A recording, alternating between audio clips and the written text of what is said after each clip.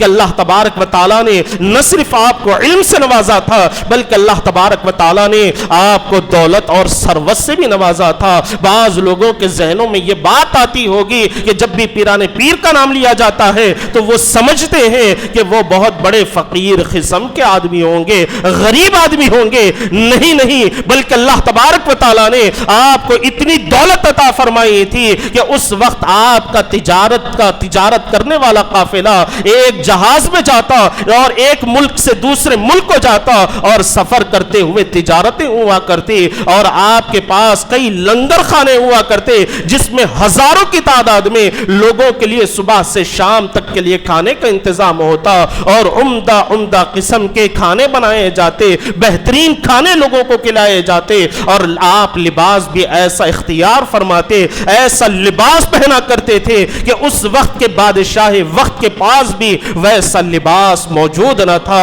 اور حضرت پیران پیر غوث اعظم دستگیر رضی اللہ عنہ کی سیرت مبارکہ میں آتا ہے کہ آپ ایک دن جس لباس کو پہن لیتے تو دوسرے دن اس لباس کو خیرات کر دیتے، دوسرے دن پھر دوسرا نیا لباس آپ اختیار فرماتے۔ تو آپ اس سے اندازہ فرمائیں کہ اللہ تبارک و تعالیٰ نے آپ کو کس قدر دولت اور ثروت سے نوازا تھا، کس قدر اللہ تبارک و تعالیٰ نے آپ کو مال و دولت سے اللہ تبارک و تعالیٰ نے سرفراز فرمایا تھا۔ لیکن اس کے باوجود بھی حضرت پیران پیر نے کبھی مال کی محبت کو اپنے دل میں جگہ آپ نے نہیں دی، مال کی محبت کو اپنے دل میں آپ نے پیدا نہیں ہونے دیا، بلکہ آپ کے دل میں محبت تھی تو وہ حضور پاک علیہ السلام ہی کی محبت تھی، آپ کے دل میں محبت تھی تو وہ اللہ تبارک و تعالیٰ ہی کی محبت تھی، اور ساری زندگی اسی محبت میں آپ نے گزار۔ السلام علیکم ورحمۃ اللہ وبرکاتہ۔ الحمد للہ رب العالمین والعاقبۃ للمتقین والصلاة والسلام على سید الاشرف الانبیاء والمرسلین وعلى آلہ الطیبین الطاہرین واصحابہ اکرمین الاکرمین اجمعین، اما بعد فقد قال اللہ تبارک وتعالی فی القرآن المجید والفرقان الحمید، فاعوذ باللہ من الشیطان الرجیم، بسم اللہ الرحمن الرحیم، اللہ یجتبی الیہ من یشاء ویہدی الیہ من ینیب، صدق اللہ العظیم۔ قال اللہ تبارک وتعالی فی شأن حبیبہ تعظیما وتکریما، ان اللہ وملائکتہ یصلون علی النبی یا ایہا الذین آمنوا صلوا علیہ وسلموا تسلیما،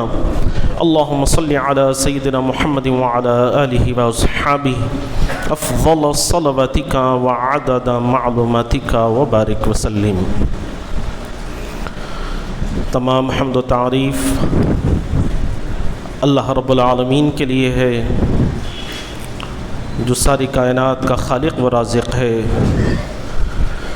اور لاکھوں کروڑوں درود و سلام آقائے دو جہاں تاجدار مدینہ احمد مجتبی محمد مصطفیٰ صلی اللہ علیہ وسلم پر، جن کو اللہ رب العزت نے دونوں جہانوں کے لیے رحمت بنا کر بھیجا۔ حاضرین اکرام، اللہ تبارک و تعالیٰ کے ہر بندے کی زندگی کا یہ مقصد ہے، ہر انسان کی زندگی کا یہ مقصد ہے کہ وہ اپنے پروردگار کی عبادت کرتا رہے اور اللہ تبارک و تعالیٰ کو راضی کرنے کی کوشش کرتا رہے۔ تو اسی مقصد کے تحت اللہ تبارک و تعالیٰ کے بندے، مخلوق خدا اپنے خالق کے حضور میں عاجزی کا اظہار کرتے ہوئے اس کی عبادت کرتی ہے، اور ہمیشہ اسے راضی کرنے کی کوشش کرتی ہے، اور ہمیشہ اسے راضی کرنے کی فکر میں لگی رہتی ہے۔ اور جب بندے کے اندر یہ فکر پیدا ہو جاتی ہے، اور اس فکر کے ساتھ جب بندہ اللہ تبارک و تعالیٰ کی بارگاہ میں عبادت کا نذرانہ پیش کرتا ہے، اللہ تبارک و تعالیٰ کی تسبیح و تحلیل بیان کرتا ہے، اللہ تبارک و تعالیٰ کی حمد و ثنا بیان کرتا ہے، اللہ تبارک و تعالیٰ کی وحدانیت کی گواہی دینے لگتا ہے، اور آقائے دو جہاں صلی اللہ علیہ وسلم کی رسالت کو اپنے دل و جان سے ماننے لگتا ہے، تو پھر اللہ تبارک و تعالیٰ ایسے بندوں کو اپنی بارگاہ میں شرف قبولیت عطا فرماتے ہیں، انہیں اپنی بارگاہ میں اللہ تبارک و تعالیٰ قرب خاص عطا فرماتے ہیں، اور پھر جب اللہ تبارک و تعالیٰ اپنے بندوں کو اپنی قربت عطا فرما دیتے ہیں، اپنی رحمت میں جب اللہ تبارک و تعالیٰ ان خاص بندوں کو لے لیتے ہیں، تو پھر اللہ تبارک و تعالیٰ انہیں منصب ولایت سے سرفراز فرماتے ہیں، منصب ولایت اللہ تبارک و تعالیٰ انہیں عطا فرماتے ہیں۔ اور حاضرین کرام یاد رکھیں کہ یہ ایک ایسا منصب ہے کہ جسے اللہ تبارک و تعالیٰ اپنے اولیاء کاملین کو ان کے عبادتوں کے بدلے، ان کی ریاضات کے بدلے، ان کے مجاہدات کے بدلے اللہ تبارک و تعالیٰ عطا فرماتے ہیں، لیکن انہی میں سے چند ایسے نفوس قدسیہ بھی ہوتے ہیں کہ جن کو اللہ تبارک و تعالیٰ بغیر ریاضتوں کے، بغیر مجاہدات کے، بغیر محنتوں، بغیر مشقتوں کے اللہ تبارک و تعالیٰ انہیں منصب ولایت پر سرفرازی عطا فرماتے ہیں۔ اور خود قرآن مجید میں اللہ تبارک و تعالیٰ ارشاد فرما رہے ہیں کہ اللہ یجتبی من یشاء ویہدی الیہ من ینیب، کہ اللہ تبارک و تعالیٰ جسے چاہتے ہیں اپنی بارگاہ کے لیے چن لیتے ہیں، اور جو اللہ کی بارگاہ کی طرف رجوع ہوتے ہیں تو پھر اللہ تبارک و تعالیٰ انہیں اپنی طرف ہدایت عطا فرماتے ہیں۔ تو حاضرین کرام، جن اولیاء کاملین کو، جن اللہ تبارک و تعالیٰ کے محبوب بندوں کو اللہ تبارک و تعالیٰ نے بغیر محنت کے، بغیر مشقت، بغیر ریاضتوں کے، بغیر مجاہدات کے اللہ تبارک و تعالیٰ نے جنہیں اپنا بنا لیا ہے، جنہیں اپنی بارگاہ کے لیے چن لیا ہے، جن پر اللہ تبارک و تعالیٰ نے اپنے انعامات اور اکرامات کی بارشیں برسائی ہے، جنہیں اپنی رحمتوں کی چادریں اللہ تبارک و تعالیٰ نے عطا فرمائی ہے، انہی خاصان خدا میں بے مثال شان والی ہستی محبوب سبحانی، خطب ربانی، غوث سمدانی، خندیل نورانی ابو محمد محی الدین سیدنا عبد القادر جیلانی رحمۃ اللہ علیہ کی ذات گرامی بھی آتی ہے کہ جنہیں اللہ تبارک و تعالیٰ نے اپنے قرب خاص میں جگہ عطا فرمائی ہے، اور انہیں تمام اولیاء کرام کا اللہ تبارک و تعالیٰ نے پیشوا اور سردار اللہ تبارک و تعالیٰ نے بنایا ہے۔ اور پھر حضرت پیران پیر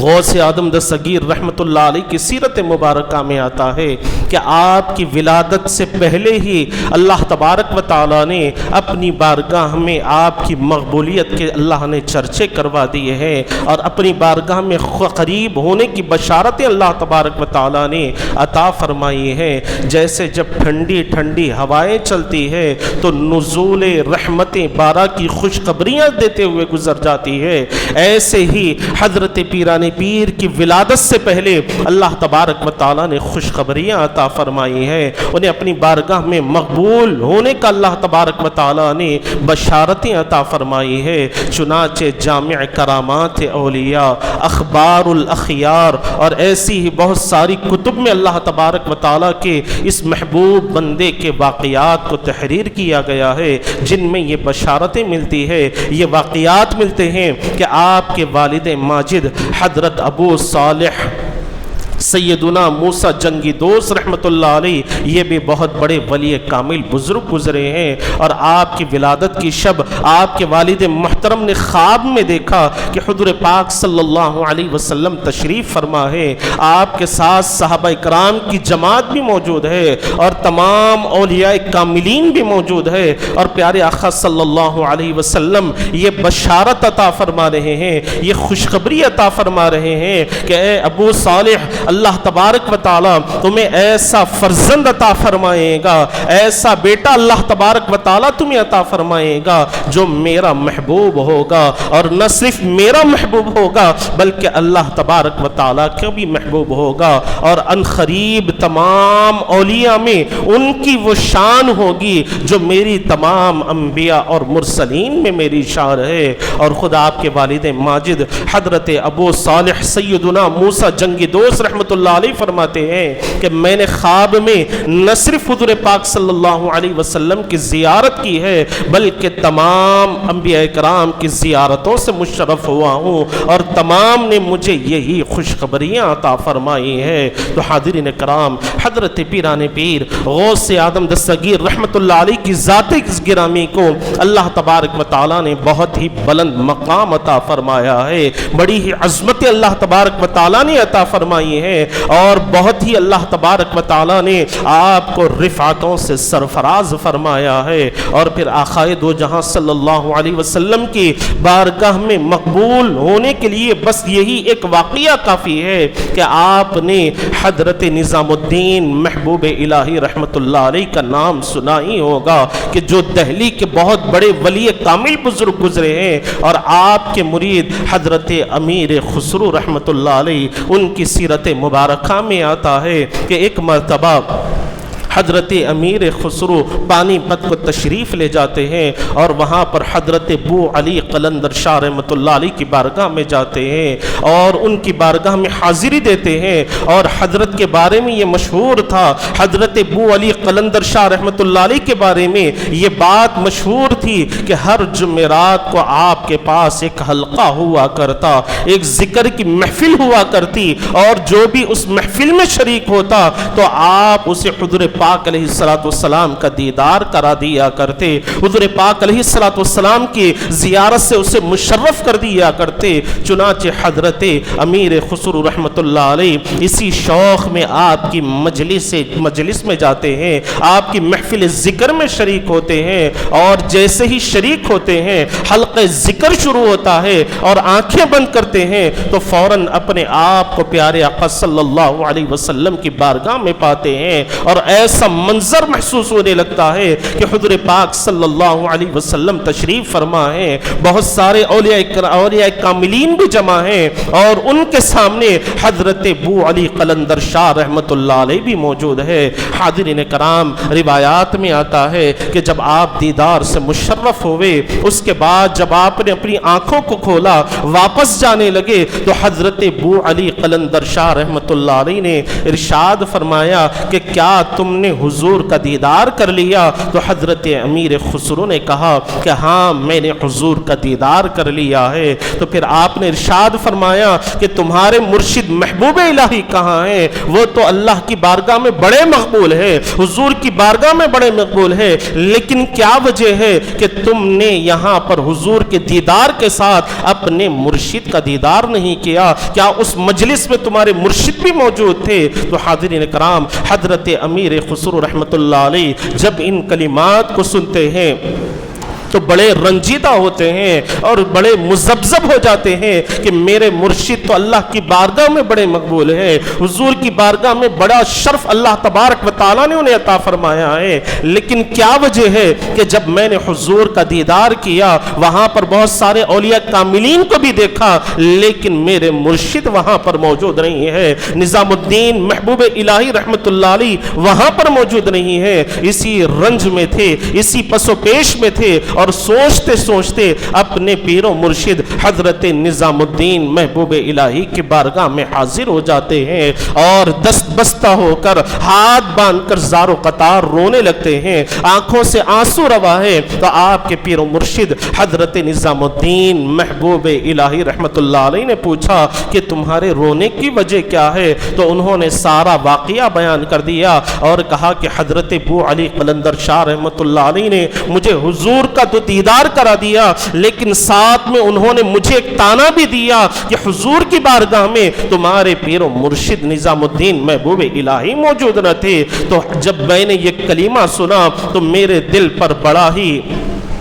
زخم پہنچا, مجھے بڑی تکلیف ہوئی اور اسی تکلیف کی وجہ سے میرے آنکھوں سے آنسو روا ہے. تو حضرت نظام الدین محبوب الہی رحمت اللہ علیہ نے ارشاد فرمایا کہ پھر تم ان بزرگ کی بارگاہ میں حاضری دو, حضرت ابو علی قلندر شاہ رحمت اللہ علیہ کے پاس جاؤ, ان کی مجلس میں جا کر بیٹھو, اور جب وہ حلقے میں تمہیں شامل فرما لے اور جب تمہیں حضور پاک علیہ السلام کا دیدار نصیب ہو جائے تو تم خود حضور کی بارگاہ میں عرض کرنا, میرے متعلق حضور کی بارگاہ میں پوچھ لینا, تو تمہیں معلوم ہو جائے گا کہ میں کہاں پر تم سے ملاقات کروں گا, میری ملاقات تم سے کہاں پر ہوگی اور میں حضور کی بارگاہ میں کون سا مقام رکھتا ہوں. چنانچہ اپنے پیر و مرشد کے حکم کے مطابق حضرت امیر خسرو رحمت اللہ علیہ, حضرت ابو علی قلندر شاہ رحمت اللہ علیہ کی بارگاہ میں حاضر ہوتے ہیں, اور جمعرات کے دن پھر وہی حلقہ ذکر ہوتا ہے. اور حلقہ ذکر میں جب آپ نے اپنی آنکھوں کو بند کیا تو پھر اپنے آپ کو حضور کی بارگاہ میں موجود پایا. تمام اولیاء کاملین بھی موجود ہے اور سامنے حضرت ابو علی قلندر شاہ رحمت اللہ علیہ بھی موجود ہے. آپ نے آگے بڑھ کر حضور کی بارگاہ میں عرض کیا کہ یا رسول اللہ صلی اللہ علیہ وسلم, یہاں پر تو بڑے بڑے اولیاء کاملین موجود ہیں, لیکن میرے پیر و مرشد نظام الدین محبوب الہی کہیں پر نظر نہیں آتے ہیں. تو آقائے دو جہاں صلی اللہ علیہ وسلم نے ارشاد فرمایا کہ تم ایک منزل اوپر چڑھ جایا کرو. تو حضرت امیر خسرو ایک منزل اوپر تشریف لے جاتے ہیں تو کیا دیکھتے ہیں کہ وہاں پر پیارے آقا صلی اللہ علیہ وسلم تشریف فرما ہے اور اولیاء کاملین موجود ہے, لیکن وہاں پر بھی محبوب الہی رحمت اللہ علیہ موجود نہ تھے. پھر حضور کی بارگاہ میں عرض کیا تو حضور نے کہا کہ ایک اور منزل اوپر چڑھ کر جاؤ. تو آپ ایک اور منزل اوپر چڑھ کر جاتے ہیں. اسی طرح چڑھتے چڑھتے جب آپ چھٹی منزل پر پہنچتے ہیں تو وہاں پر بھی پیارے آقا تشریف فرما ہے اور بہت سارے اولیاء کاملین بھی موجود ہے, لیکن آپ کے پیر و مرشد وہاں پر موجود نہ تھے. تو پھر آپ نے حضور کی بارگاہ میں عرض کیا تو پیارے آقا نے فرمایا کہ ایک اور منزل پر چڑھ کر دیکھو تو تمہیں تمہارے پیر و مرشد کا دیدار ہو جائے گا. جب حضرت امیر خسرو رحمت اللہ علیہ ایک اور منزل اوپر چڑھتے ہیں تو کیا دیکھتے ہیں کہ پیارے آقا صلی اللہ علیہ وسلم تشریف فرما ہے اور حضور کے سامنے 3 اللہ کے محبوب بندے موجود ہیں, اور پیارے آقا صلی اللہ علیہ وسلم کے سامنے ان تینوں میں سے حضور کے سامنے حضرت نظام الدین محبوب الہی رحمت اللہ علیہ موجود ہے, اور ان 3 بزرگوں کے علاوہ کوئی بزرگ وہاں پر موجود نہیں ہے, کوئی اللہ کا ولی وہاں پر موجود نہیں ہے. جب حضرت امیر خسرو رحمت اللہ علیہ نے اپنے پیر و مرشد محبوب الہی رحمت اللہ علیہ کو دیکھا تو فوراً آپ نے اپنی آنکھوں کو کھول لیا اور اپنے پیر و مرشد کی بارگاہ میں آ گئے. بڑے خوشی خوشی مسرت کے ساتھ اپنے پیر و مرشد کی بارگاہ میں واپس لوٹے, اور جب آپ کے چہرے پر آپ کے پیر و مرشد نے خوشی کے آثار کو نمایاں پایا تو ارشاد فرمایا کہ کیا تم نے میرا دیدار کر لیا ہے؟ تو حضرت امیر خسرو نے کہا کہ ہاں میں نے آپ کا دیدار کر لیا ہے. تو پھر آپ سے محبوب الہی رحمت اللہ علیہ نے ارشاد فرمایا کہ پیارے آقا صلی اللہ علیہ وسلم کے دائیں بائیں جو بزرگ موجود تھے کیا تم نے ان کا چہرہ دیکھا ہے؟ تو آپ نے ارشاد فرمایا کہ میں نے کسی کا چہرہ نہیں دیکھا. جب میں نے آپ کے چہرے کا دیدار کر لیا تو بس میں وجد میں آ گیا اور خوشی و مسرت سے جھومنے لگا اور میں نے اپنی آنکھوں کو کھول لیا. تو حضرت محبوب الہی رحمت اللہ علیہ ارشاد فرماتے ہیں کہ جانتے ہو کہ وہ پیارے آقا کی بارگاہ میں جو دائیں بائیں جو اللہ کے محبوب بندے موجود تھے وہ کون تھے؟ تو آپ نے ارشاد فرمایا کہ مجھے تو معلوم نہیں. تو حضرت محبوب الہی رحمت اللہ علیہ نے ارشاد فرمایا کہ حضور کے دائیں حضرت پیران پیر غوث اعظم دستگیر رضی اللہ عنہ جلوہ فرماتے اور حضور کے بائیں حضرت خواجہ اجمری معین الدین چشتی رحمت اللہ علیہ غریب نواز موجود تھے. تو حاضرین کرام اس واقعے سے معلوم ہوتا ہے کہ حضرت حضرت پیران پیر غوث آدم دستگیر رضی اللہ عنہ کا مقام و مرتبہ حضور کی بارگاہ میں کتنے بلند ہے، حضور کی بارگاہ میں آپ کتنی شان و عظمت رکھنے والے ہیں، کس قدر عظیم مقام اللہ تبارک و تعالی نے آپ کو عطا فرمایا ہے۔ اور جب اللہ تبارک و تعالی نے آپ کو یہ مقام عطا فرمایا، آپ کو یہ شرف عطا فرمایا، آپ کو یہ رفعت عطا فرمائی، تو حضرت پیران پیر غوث آدم دستگیر رضی اللہ عنہ نے بھی اپنی ساری زندگی اسلام کے لیے وقف فرما دی ہے، دین حنیف کی حفاظت کے لیے وقف فرما دی ہے، شریعت مطہرہ کی خدمت میں آپ نے اپنے زندگی کے ایک ایک لمحے کو قربان کر دیا۔ اور حضرت پیران پیر نے ساری امت مسلمہ کو یہی پیغام دیا کہ ایک مسلمان کی زندگی ایسی ہونی چاہیے کہ ایک لمحہ بھی حضور پاک علیہ السلام کی اس سے نافرمانی نہ ہو، اللہ تبارک و تعالیٰ کی بارگاہ میں اس کے لیے کوئی ایسی چیز، وہ ایسا عمل پیش نہ کرے جس سے اللہ تبارک و تعالیٰ اس سے ناراض ہو جائے۔ حضرت پیران پیر نے ساری زندگی شریعت مطہرہ پر آپ نے کامل طور پر عمل فرمایا ہے، اور یہی وجہ ہے کہ آپ نے اپنے مریدین سے ارشاد فرمایا کہ اگر میرا کوئی مرید نمازوں کو چھوڑتا ہے، نمازوں کی پابندی نہیں کرتا، نمازیں چھوڑنے کا وہ عادی ہو جائے، تو جب وہ مر جائے تو اسے میرے قبرستان میں لا کر دفن نہیں کیا جائے۔ اللہ اکبر۔ حاضرین کرام، آپ غور فرمائیں کہ کس قدر حضرت پیران پیر شریعت مطہرہ پر کامل طور پر عمل فرمایا کرتے تھے۔ اسی وجہ سے آپ نے فرمایا کہ اگر کوئی قادری سلسلے میں رہنے والا میرا مرید نمازیں نہیں پڑھتا تو اسے مسلمانوں کے قبرستان میں دفن نہیں کرنا چاہیے۔ تو حاضرین کرام، اس سے ہمیں سبق حاصل کرنا ہے۔ اگر ہمارے دلوں میں حضرت پیران پیر کی محبت جلوہ گر ہے، ہم ان کی محبت کے دعوے دار ہیں، ہم اپنے آپ کو ان کے غلام سمجھتے ہیں، ان سے محبت کرنے والے سمجھتے ہیں، تو پھر ہمیں بھی چاہیے کہ جس طرح حضرت پیران پیر غوث آدم دستگیر رضی اللہ عنہ نے شریعت مطہرہ پر کامل طور پر عمل فرمایا ہے، نمازوں کی پابندی فرمائی ہے۔ آپ پیران پیر کی سیرت مبارکہ کو اٹھا کر دیکھیں تو آپ کو پتا چلے گا کہ حضرت پیران پیر روزانہ ایک قرآن مجید کی تلاوت فرمایا کرتے تھے، روزانہ ایک قرآن مجید آپ ختم فرمایا کرتے تھے، اور اسی طرح آپ نے 40 سال تک عشاء کے وضو سے فجر کی نماز ادا فرمائی ہے۔ ساری رات اللہ تبارک و تعالیٰ کی عبادت کرتے رہے، اللہ تبارک و تعالیٰ کی تسبیح و تہلیل بیان کرتے رہے۔ تو پھر ہمیں بھی چاہیے کہ ہم بھی اگر ان سے محبت کے دعوے کرتے ہیں تو پھر ہمیں بھی چاہیے کہ انہوں نے جن طریقوں کو اپنایا ہے ان طریقوں کو اپنانے کی کوشش کریں، ان راستوں پر چلنے کی کوشش کریں، اور جس طرح حضرت پیران پیر حضور پاک علیہ السلام سے محبت فرمایا کرتے تھے، ویسے ہی ہمیں بھی حضور پاک علیہ السلام سے محبت کرنی چاہیے۔ اور پھر حاضرین کرام، غوث پاک کون ہے کہ جو آقا دو جہاں صلی اللہ علیہ وسلم سے ایسی محبت فرمایا کرتے، حضور سے ایسی عقیدت فرمایا کرتے کہ جب بھی حضور پاک علیہ السلام کا تذکر خیر فرمانا ہوتا تو پہلے آپ غسل کرتے، اچھے کپڑے پہنتے، اپنے کپڑوں پر خوشبو لگاتے، اور اس کے بعد جب آپ حضور کا تذکر خیر کرنا چاہتے تو سب سے پہلے یہ ارشاد فرماتے کہ یا رسول اللہ، اگر میں اپنے منہ کو 1000 مرتبہ بھی مشک و عنبر سے دھو لوں اور اس کے بعد بھی آپ کا نام اپنی زبان پر لاؤں تو میں اسے بے ادبی سمجھتا ہوں، میں اسے بے ادبی سمجھتا ہوں۔ حاضرین کرام، ایسی عقیدت و محبت حضرت پیران پیر غوث آدم دستگیر رحمت اللہ علیہ حضور پاک علیہ السلام سے فرمایا کرتے۔ اور پھر کون پیران پیر کہ جن کی مجلس میں 100 علماء کرام تشریف فرما ہوتے اور آپ کے فرامین کو تحریر فرمایا کرتے، آپ کے فرامین کو جو باتیں آپ ذکر فرمایا کرتے وہ بزرگان دین، وہ علماء کرام آپ کی باتوں کو رقم فرما لیا کرتے، لکھ کر رکھ لیا کرتے، اور پھر آپ کی مجلس وعظ کا ایسا منظر ہوتا کہ 70 ہزار کا مجمع ہوتا، اور جس طرح سامنے بیٹھنے والے کو آپ کی آواز سنائی دیتی، 70 ہزار کے مجمع میں جو آخر میں بیٹھتا تھا اسے بھی اسی قدر آپ کی آواز سنائی دیتی تھی۔ اور یہ حضرت پیران پیر غوث اعظم دستگیر رضی اللہ عنہ کو اللہ تبارک و تعالی نے ایسی شان عطا فرمائی کہ آپ تفسیر کا بھی علم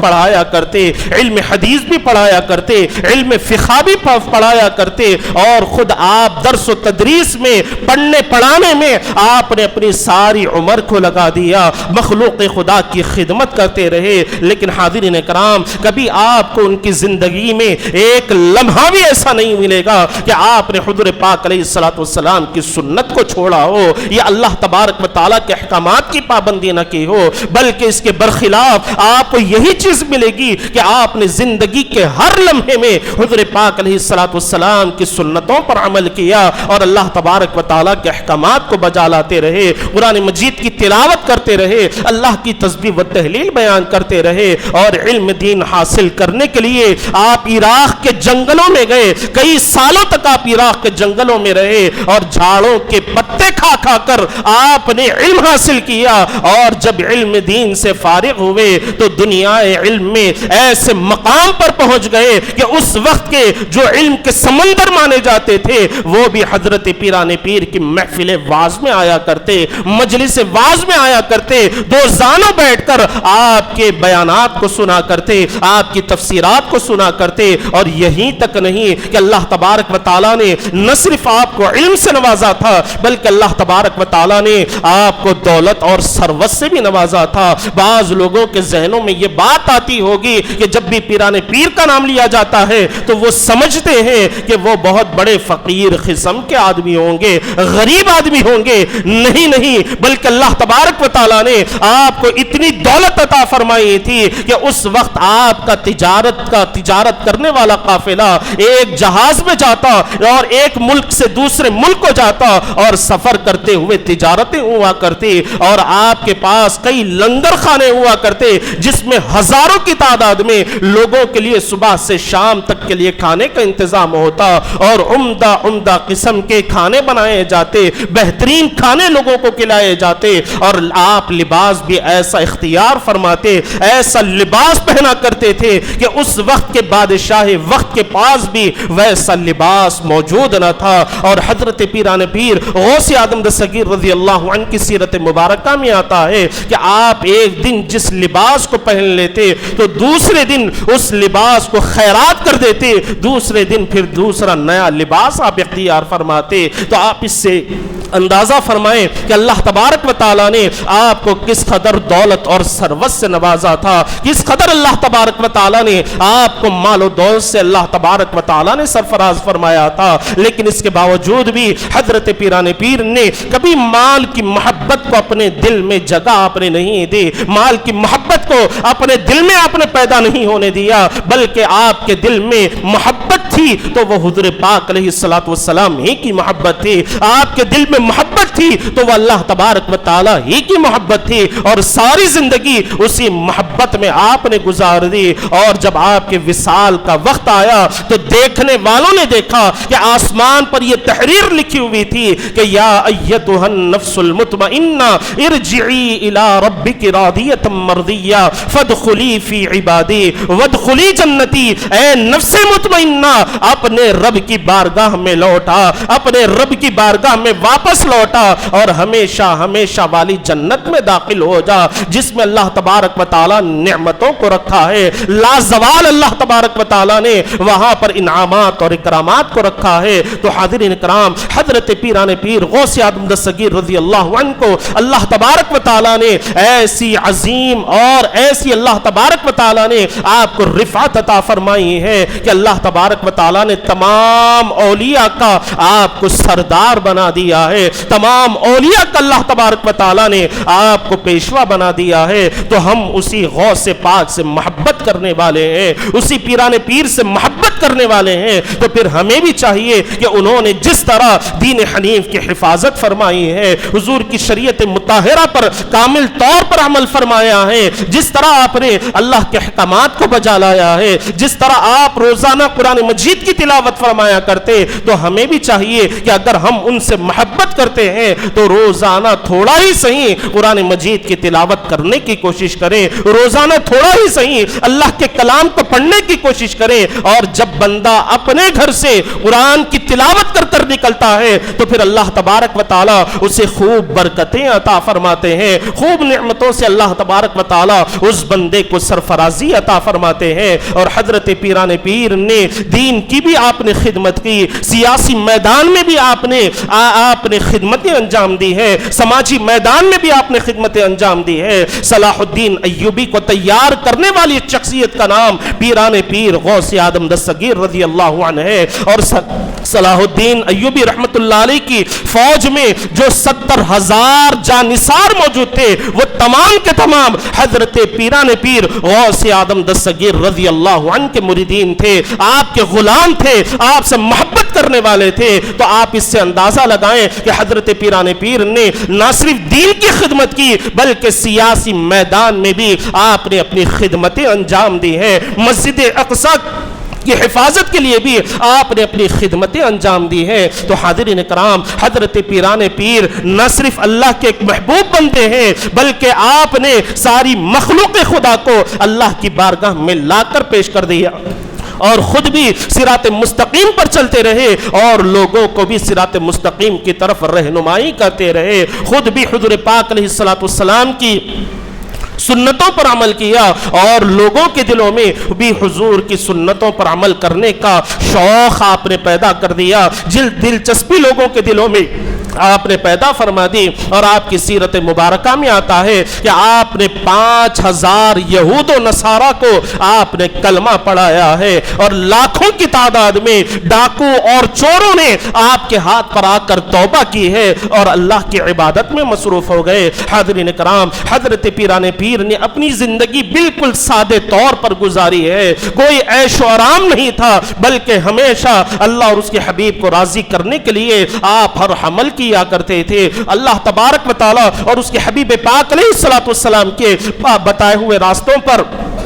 آپ خود بھی چلتے تھے اور مخلوق خدا کو بھی اس طرف رہنمائی فرمایا کرتے تھے۔ تو پھر ہمیں بھی چاہیے، اگر ہم حضرت پیران پیر سے محبت کرنے والے ہیں، غوث پاک سے محبت کرنے والے ہیں، اولیاء اکرام کی محبتیں ہمارے دلوں میں ہیں، تو ہمیں بھی چاہیے کہ ہم حضور پاک علیہ السلام کی سنتوں پر کامل طور پر عمل کرنے کی کوشش کریں، اللہ تبارک و تعالیٰ کے احکامات کو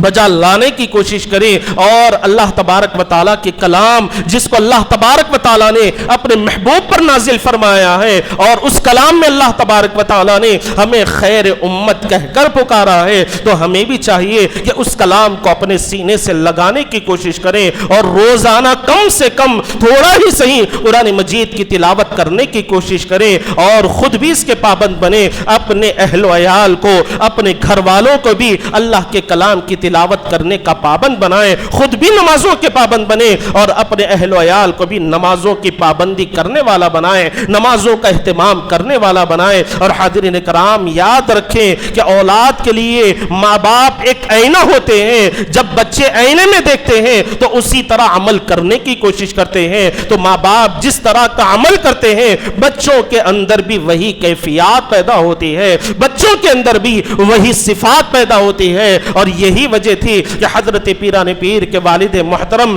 اتنے عبادت گزار، اتنے پرہیزگار تھے کہ آپ کی سیرت مبارکہ میں آتا ہے کہ آپ ایک راستے سے گزر رہے تھے تو آپ نے دیکھا کہ ایک ندی میں بہتا ہوا سیب جا رہا تھا اور اس وقت آپ کو بڑی شدید بھوک لگ رہی تھی اور بھوک کی شدت کی وجہ سے آپ نے اس ندی میں سے سیب کو اٹھا کر کھا لیا، لیکن کھانے کے بعد خیال آیا کہ میں نے اس سیب کے مالک سے اجازت نہیں لی ہے، بغیر اجازت کے میں نے کھا لیا ہے اور یہ گناہ مجھ سے سرزد ہو گیا ہے، یہ غلطی مجھ سے سرزد ہو گئی ہے۔ چنانچہ حضرت پیران پیر کے والد محترم اسی نہر کے راستے سے الٹے آپ جانے لگے اور چلتے چلتے کچھ فاصلہ طے کرنے کے بعد آپ نے دیکھا کہ ایک ندی کے کنارے پر سیب کا ایک باغ لگا ہوا ہے اور اس باغ کے کچھ سیب ندی کی طرف جھکے ہوئے ہیں، تو آپ نے اندازہ کر لیا کہ ہو نہ ہو یہی اس سیب کے مالک ہیں جن کا سیب میں نے بغیر اجازت کے کھا لیا ہے۔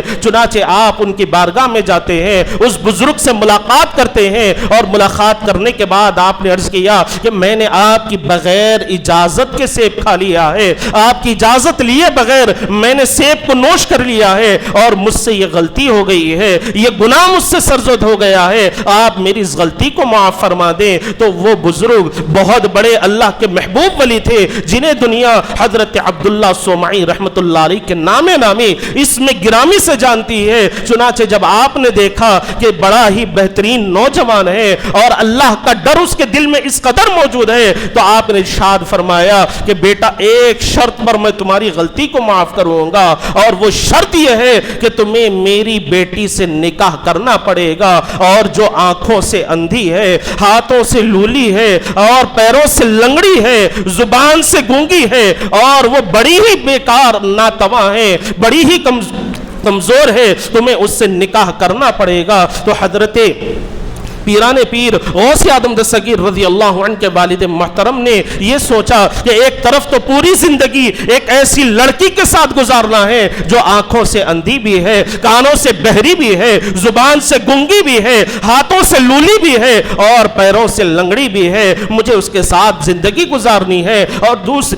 دوسری طرف آپ نے سوچا کہ میں نے یہ غلطی کی ہے، اللہ کی بارگاہ میں مجھ سے نافرمانی ہو گئی ہے، میں نے مالک کی اجازت کے بغیر اس سیب کو کھا لیا ہے۔ چنانچہ یہ سوچتے ہوئے آپ نے عرض کیا کہ میں آپ کی شرط کو منظور کرتا ہوں، آپ میری غلطی کو معاف فرما دیں۔ چنانچہ حاضرین کرام، آپ کا نکاح حضرت عبداللہ صومعی رحمت اللہ علیہ کی صاحبزادی سے ہو جاتا ہے۔ جب آپ اپنے حجرے میں داخل ہوتے ہیں، کمرے میں داخل ہوتے ہیں، تو بڑے حیران ہو جاتے ہیں کہ کمرے میں بڑی ہی خوبصورت نوجوان لڑکی بیٹھی ہوئی ہے، جو آنکھوں سے اچھی طرح دیکھ بھی سکتی ہے، کانوں سے اچھی طرح سن بھی سکتی ہے، زبان سے اچھی طرح بول بھی سکتی ہے، ہاتھوں سے اچھی طرح کام بھی کر سکتی ہے، اور پیروں سے اچھی طرح چل سکتی ہے۔ جب آپ نے دیکھا تو حیران ہو کر واپس باہر تشریف لائے، اور حضرت عبداللہ صومعی رحمت اللہ علیہ سے آپ نے عرض کیا کہ آپ نے جس لڑکی کے بارے میں مجھے بتلایا تھا، اور تو وہ لڑکی وہ کمرے میں موجود نہیں ہے، شاید کوئی اور لڑکی وہاں پر موجود ہے، میری منکوحہ وہاں پر موجود نہیں ہے،